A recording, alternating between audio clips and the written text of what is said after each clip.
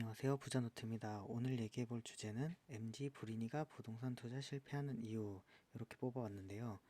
부동산이나 주식 그런 자산 시장이 폭등장을 겪으면서 최근에 부동산 투자나 주식 투자에 관심을 가진 젊은 친구들 소위 MZ 세대 분들이 많이 늘었는데요.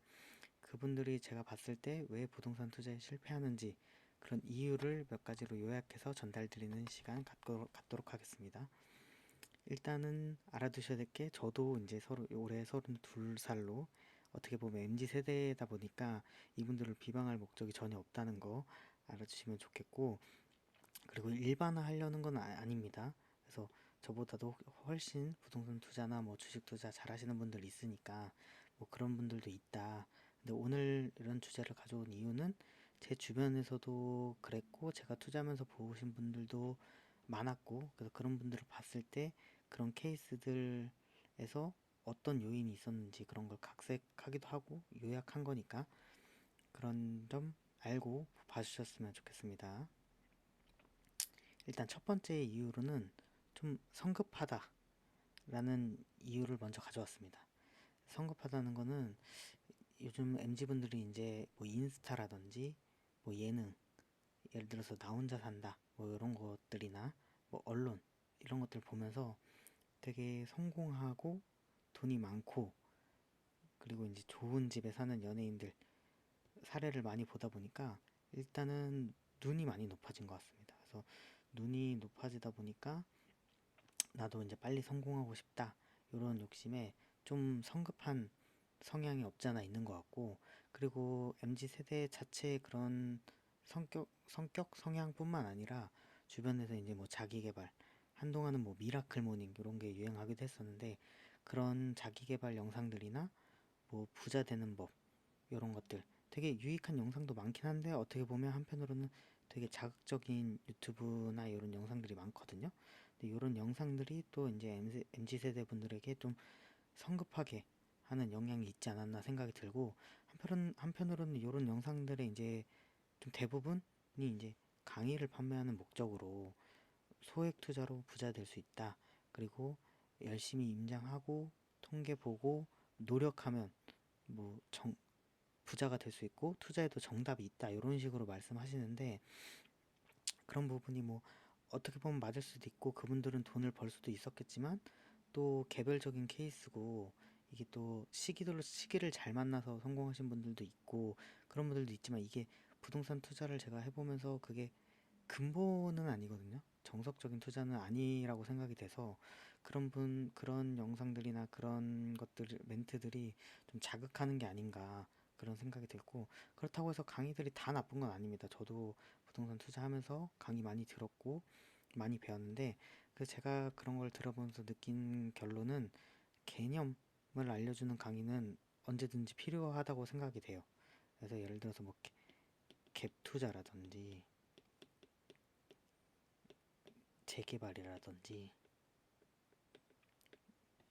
뭐 많죠. 그래서 어쨌든 이런 것들에 대해서 내가 일단 뭔지는 알고 투자를 해야 되니까 그런 개념들을 알려주고 로직이 뭔지 알려주고 이런 강의들은 충분히 들을 만한데, 그 외에 뭔가 열심히 해야 된다 이런 식으로 뭐 자극해서 불안감을 야기해서 강의를 계속 수강하게 하는 그런 강의들 강의들이나 영상도 많은 것 같아서 그런 거는 좀 경계할 필요가 있다라는 생각이 듭니다.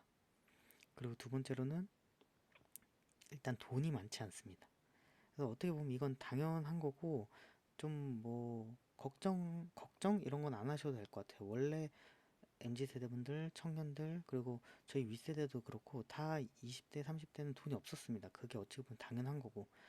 근데 이제 제가 앞에 말씀드렸던 성급함 이런 것들이랑 이게 겹쳐지면서 돈이 적고 성급한 것과 그런 자극하는 영상에 이제 빠져서 소액 투자로 뭔가를 해야겠다 이런 생각이 빠지면서 첫 투자부터 좀 실수를 하고 그런 실수 때문에 뭐 손해를 보고 손실을 보고 흥미가 이제 떨어져서 이제 부동산 시장은 아니야 이러면서 떠나는 경향이 조금 있는 것 같습니다.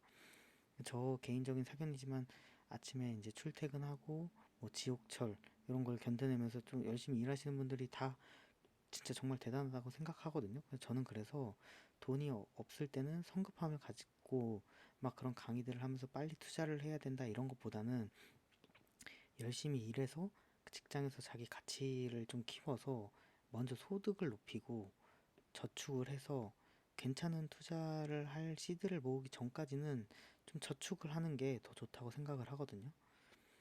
그리고 부동산 투자에서 제 경험상 첫 투자가 매우 중요합니다. 첫 투자에서 어떻게 하느냐, 뭐 어떤 부동산을 선택하느냐, 뭐 수익이 나느냐 이런 거에 따라서 그 부동산 시장, 투자 시장에 흥미를 느껴서 이제 되게 장기간 잘 하시는 분들이 있고 오히려 여기서 손실을 보고 떠나시는 분들도 되게 많거든요.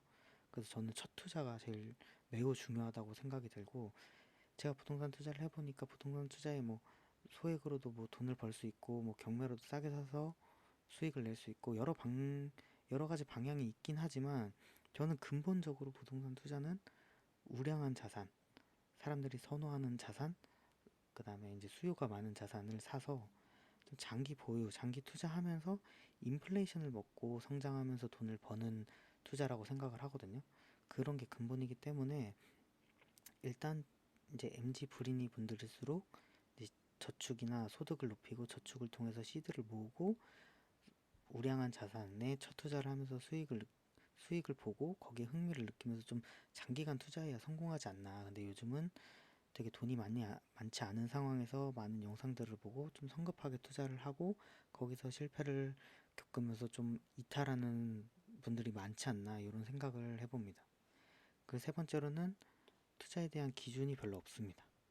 앞에 이제 첫 번째랑 두 번째 얘기한 내용과 다 연관이 있는 건데 투자에는 기준이 있어야 되거든요.